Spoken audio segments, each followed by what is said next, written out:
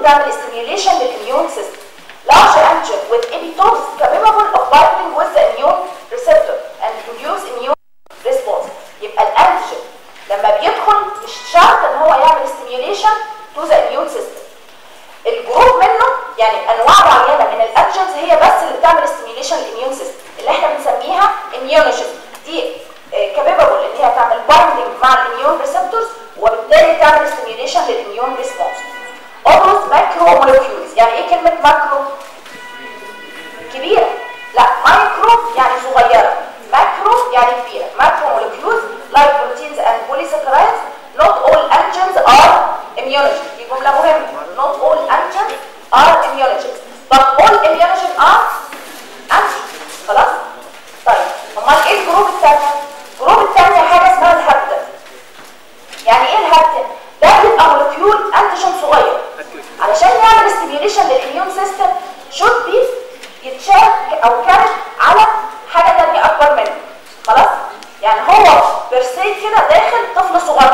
انا بتكلم كل ده ان الانتيجين داخل عليا طفل صغير. ماشي؟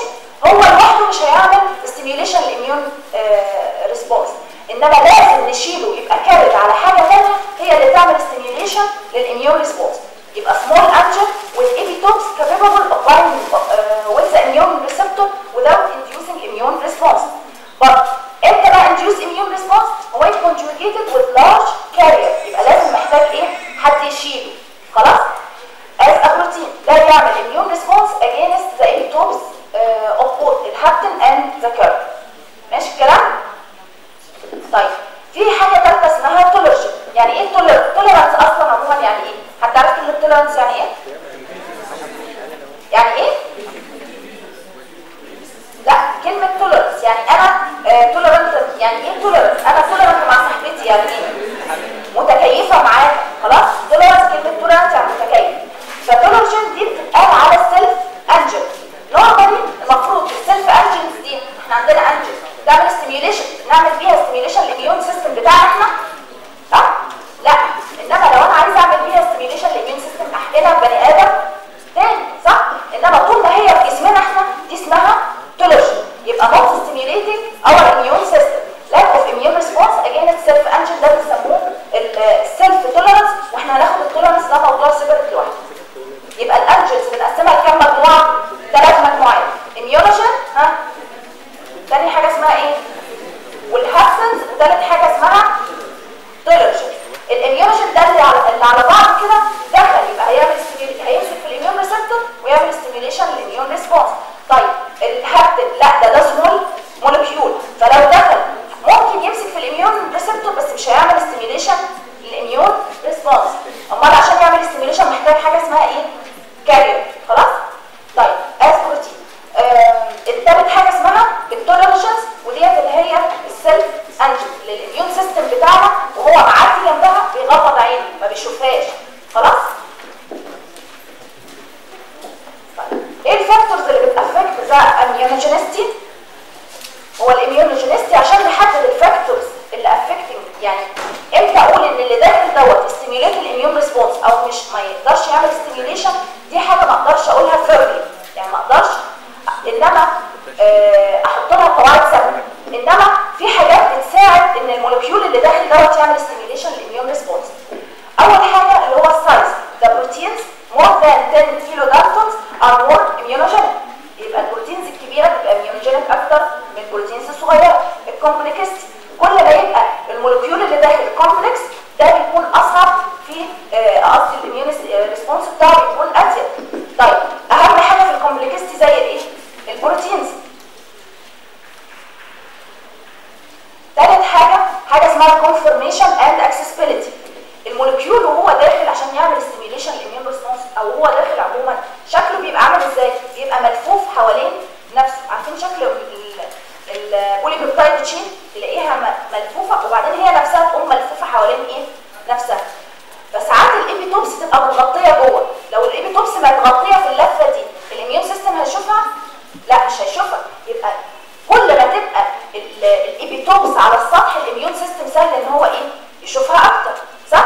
فعشان كده كل ما المولكيول يبقى مفرود سهل ان الاميون سيستم يتعرف عليه اكتر ويعمل اميون ريسبونس اكتر.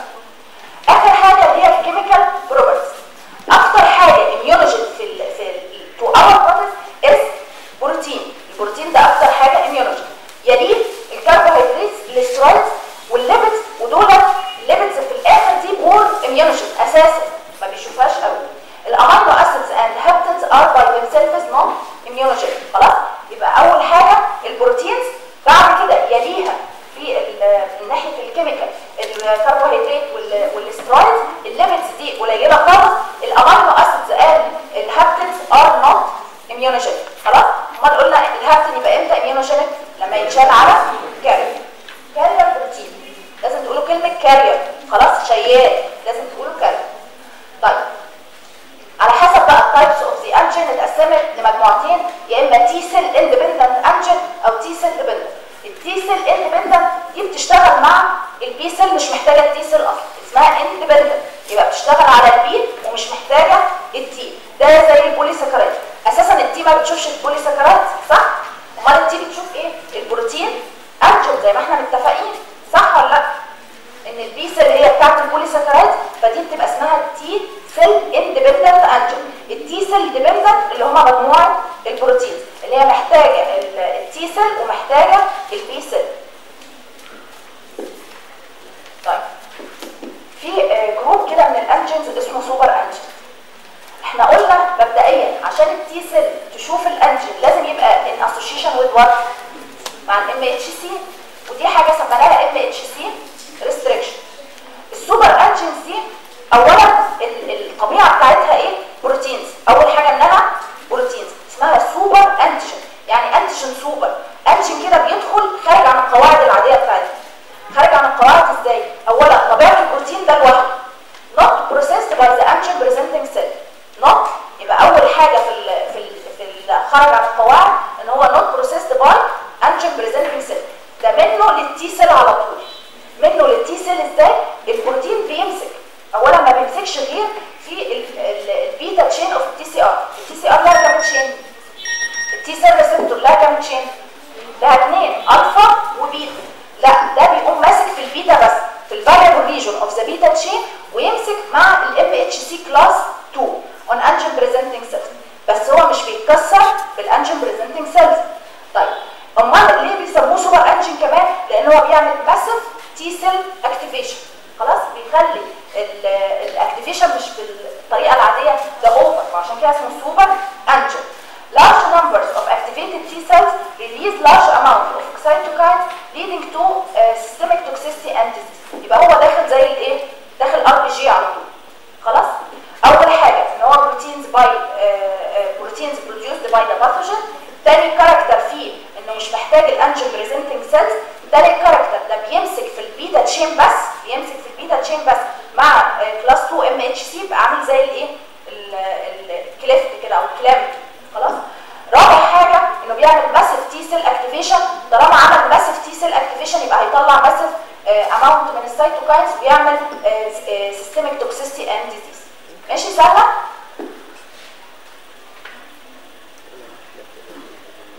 طيب الكلاسيكال المفروض الكلاسيكال الانجين بريزنتنج سيلز مع ام اتش سي كلاس 2 يمسك في التو تشينز الالفا والبيتا، انما هنا بيمسك ازاي؟ في البيتا بس مع البيتا مع الام اتش سي كلاس 2. شايفين الاكتيفيشن وصل لغايه فين؟ يعني ده طبعا رسم كروكي. خلاص؟ الاكزامبلز بتاعته ستاف انتيروتوكسنز. ايه؟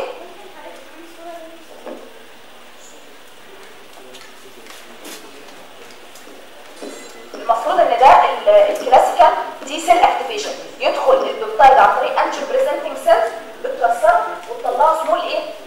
بيبتايد صغيره، يبقى ماسك ما بين الدراعين بتوع الام اتش سي، ويمسك ما بين الالفا والبيتا تشينز بتوع التي سيل. خلاص؟ انما في السوبر انجين لا، ده هو اتشال على الام اتش سي 2 على طول، شال من بره ومسك في البيتا بس بتاعت التي سيل ريسبتور. خلاص؟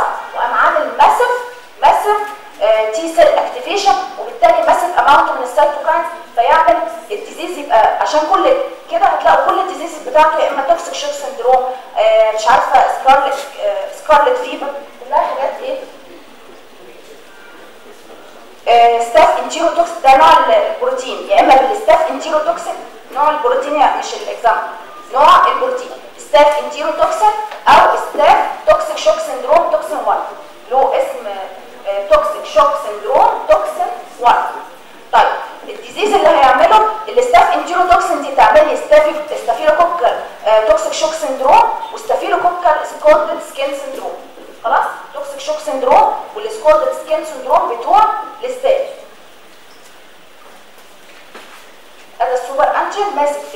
تشين بتاعت التي سي ار والام اتش سي كلاس 2. طيب احنا كده خلصنا من الانتيجين. خلاص؟ يبقى الانتيجين عشان نلخصه في السريع، الانتيجين دوت هو اي حاجه ريكوجنايزد باي ذا اميون سيستم.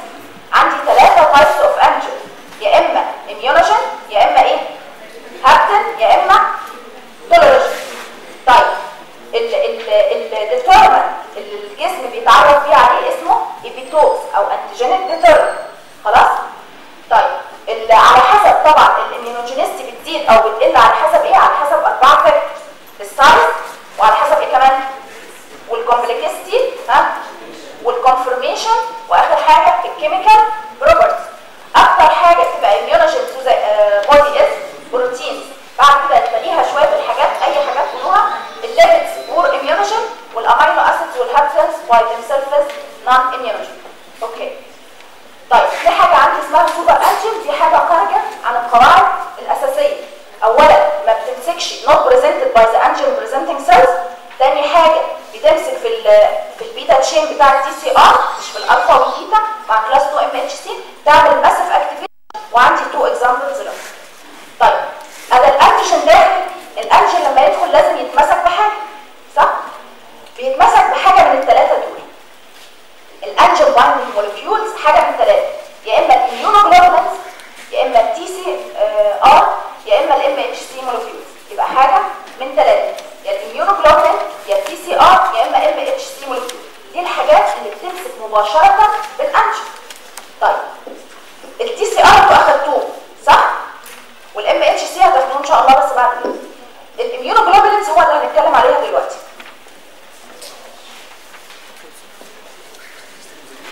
وات ار ذا immunoglobulins او ايه النيتشر بتاعتها او كده؟ هي برضه glycoproteins which mediate humoral or antibody mediated immunity.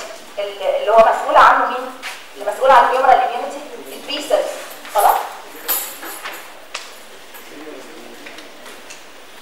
البرودكشن بتاعها اول حاجه احنا عارفين ان البي سيل الاول بتطلع از ستيم سيل في البون مرض، صح؟ في الاول بتاعتها بتبقى ستيم سيل، وبعد كده تبقى ايه؟ بري بي، وبعدين اماتيور، وبعدين نايف بي. اول ما تبقى نايف تخرج تلف بقى، تلف في السيركيوليشن، تخرج تلف على ايه؟ على الانتيجين، عشان اول ما تقابل الانتيجين يحصل لها اكتيفيشن. وكلمه اكتيفيشن للبي سيل يعني بيحصل لها حاجتين، يحصل لها بروليفريشن ويحصل لها ايه؟ وديفرنشيشن. الديفرنشيشن عشان البروليفريشن والديفرنشيشن ده عشان تطلع حاجتين، immunoglobulins وتطلع memory B cells، صح؟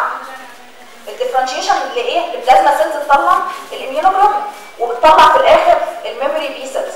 يبقى in lymph node antigen stimulation of B cells with help of T helper cytokines, B cell proliferation differentiation لبلازما سيل وتطلع الانتيبوديز. Also mature B cells in the bone marrow express اللي هو membrane bound antibodies. ماشي. يبقى انا عندي الانتيبوديز حاجه من الاثنين.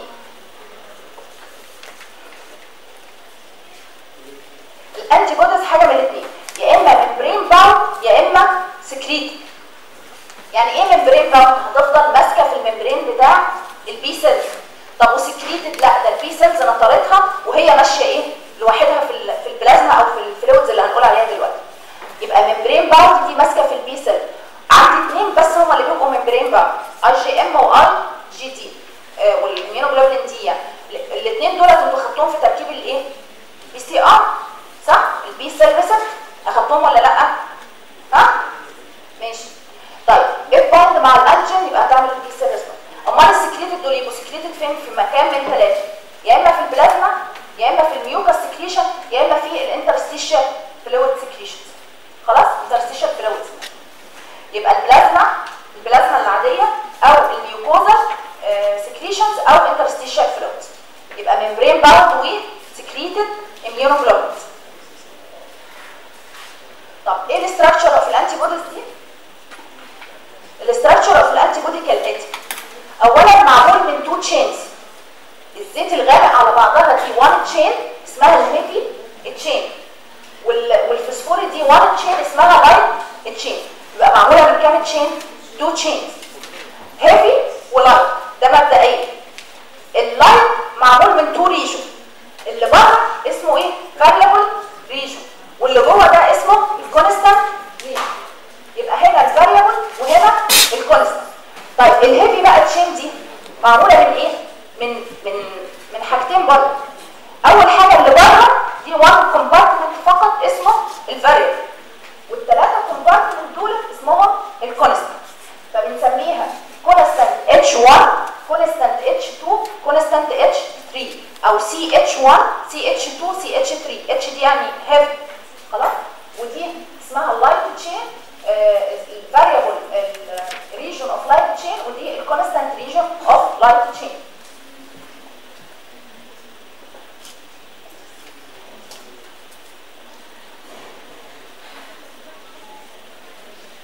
طيب في عندي H variable domain contains 3 hyper variable regions called CVR. هنا بيبقى في دومينز، يعني دي بتتقسم خلاص.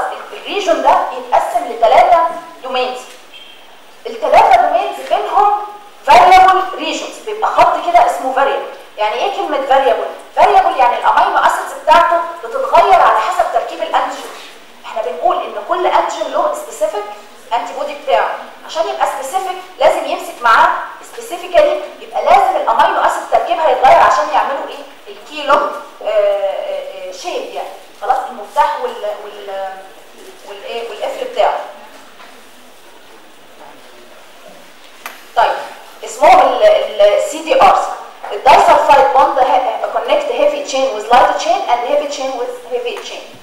الدايسلفايد بوند دي فين؟ ادي واحده دايسلفايد بوند ماشي، يبقى كونكت اللايت بالهيفي، ودي واحده، ودول اثنين دايسلفايد بوند كونكت الهيفي بالهيفي خلاص. يبقى واحده هتكونكت ما بين الهيفي والهيفي، واحده هتكونكت ما بين الهيفي واللايت. according to بيجوا يقوموا حاطين certain enzymes اسمها البيبين او البيبسين، مش مهم اسم الانزيم اللي عندهم، يقوموا حاطين الانزيم لقوه بيقطع عند الدايسلفايد بوند كده، قطع الجزء ده مع الجزء ده، وقطع الجزئين دول اللي هما الحتتين دول مع بعض لوحدهم. طيب اما قطع الجزء ده مع الجزء ده سموه الفاب فراجمنت. الفاب دي اختصار فراجمنت ايه؟ انتي بودي بايند فراجمنت، اللي هي فور انتي بودي بايند. الانتي بودي بيمسك الانتيجين، بيمسك فين؟ بيمسك في الحته دي والحته دي. شايفين الجزء ده؟ ده اللي بيمسك فيه الانتيجين. يبقى هنا هيمسك 1 انتيجين وهنا هيمسك 1 انتيجين، يبقى كل انتي بودي كابابل ان هو يمسك كام انتيجين؟ 2 انتيجين. طب لو الانتيجين كبير شويه، لا ممكن يقوم ماسك واحد بس. لو الانتيجين حجمه كبير هيضايق المساحه دي، متخيلها عامل ازاي؟ اهو مصابعين وبتاع دي. لو الانتيجين كبير مال الحكايه دي مش هتعرف تمسك 1 انتيجين تاني خلاص. طيب نرجع تاني، الانزيم هيقطع في الحته دي، هيقطع الفاب فراجمنت، وهيقطع الحته دي اسمها FC فراجمنت. FC ده اختصار لايه؟ فراجمنت كريستالاين. ايه الفاب فراجمنت بقى دي؟ دي كونتين الفاب فراجمنت، عرفنا منظرها عامل ازاي؟ يبقى فيها واحده كامله لايت، يبقى الهول لايت، وواحده ريجون من الكونست من اللي هو ايه الفاريبل بتاع الهيفي والكونستانت بتاع الهيفي، صح كده؟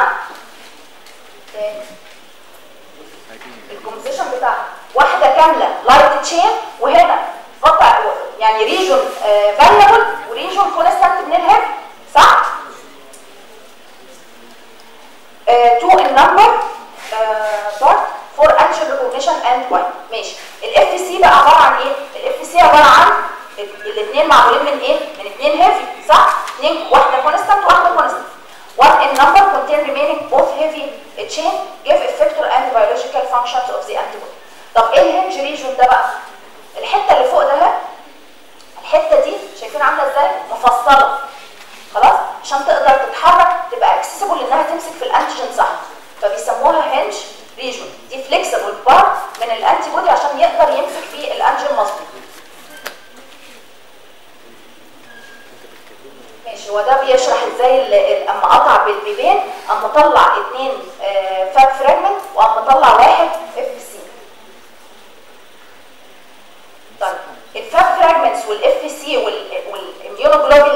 اللايت تشين وايه الهيفي تشين؟ يعني اللايت تشين والهيفي تشين اتقسموا، التركيب التشينز دوت متقسم بحروف لاتينيه. يعني اللايت تشين معمول من حاجتين بس، يا اما كابا يا اما ايه لامدا، كابا ولامدا، كابا اند لامدا. واي انتي بودي هيتعمل من 2 كابا او من 2 لامدا، بس ما ينفعش واحده كابا وواحده، يعني دراع كابا والدراع الثاني ايه لامدا. خلاص؟ يبقى اللايت تشين ما فيش فيها غير كلمه واحده، يا كابا يا ايه يا لامدا تشينز.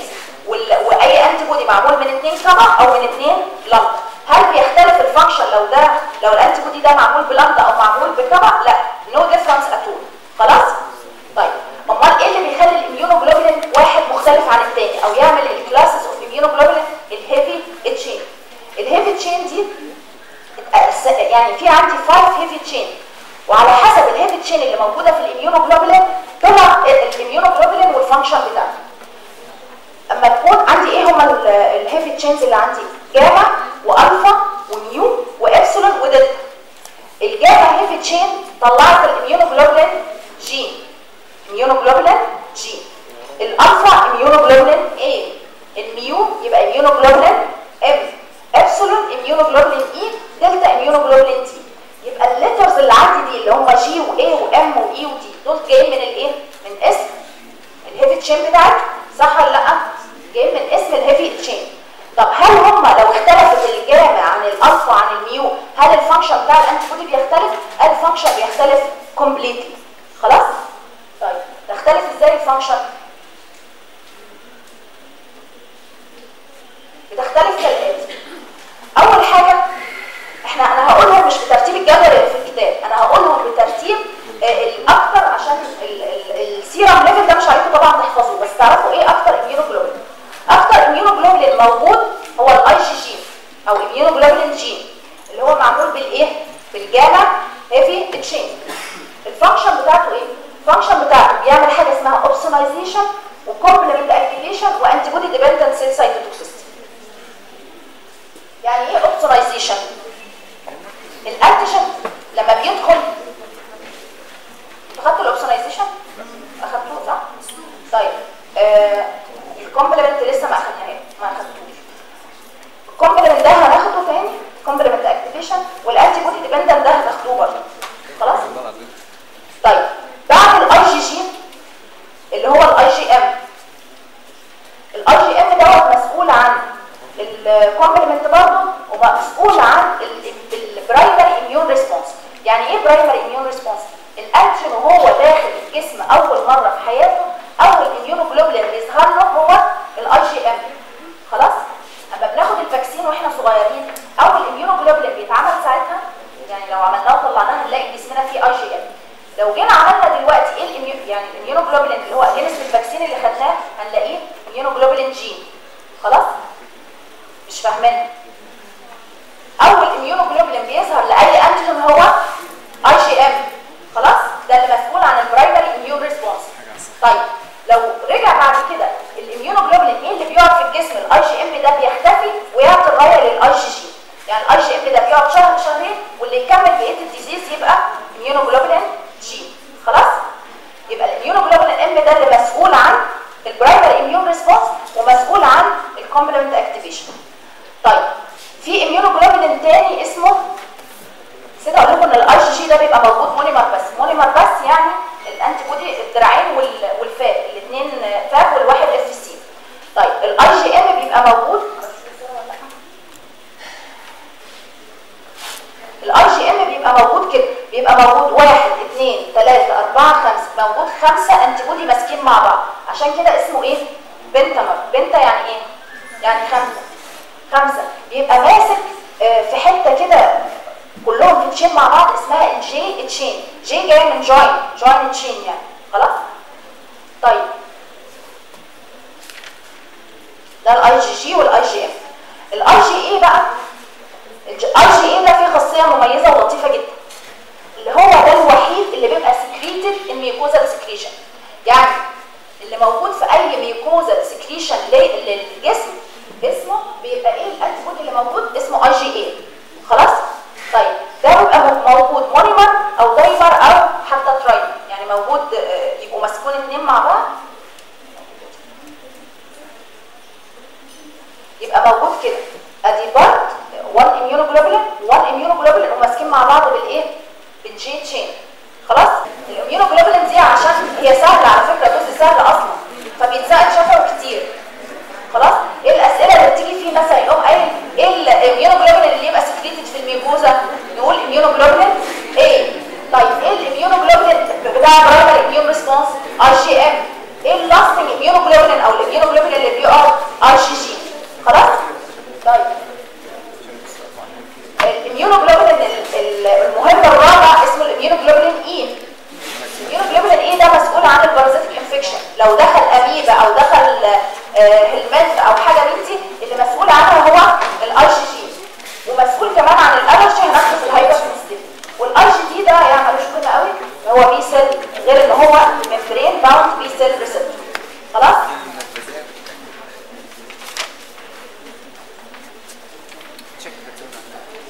ده منظر الاميونوجلوبولينز. الاي بيبقى دايمر خلاص وماسك في الجي تشين، اللي زيه الام بيبقى بنتامر وماسك في الجي تشين، والباقي كله بيبقى فراد.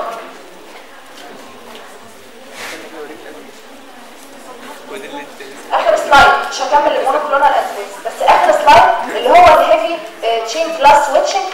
يعني ان البي سيل ممكن تكون بتطلع اميونوجلوبولين وليكن مثلا ار جي اي. خلاص؟ وفجاه باوردر كده من الانجن او باستئثار ستيميوليشن من الانجن يحصل نعم يحصل سويتش، بدل ما هي بتطلع ار جي اي تقوم قلبها ار جي ام. خلاص؟ ده على حسب اندر موديفيكيشن باي وات بالانجن نفسه. يبقى البي سيل بروديوس انتي بوديز اوف ديفرنت ايزوتايب تو ميديت ديفرنت فانكشن على حسب لقت ان اللي بتنتجه ده يعني محتاج انه يتغير باي جي تاني فتنتجه. الخص لكم كلام.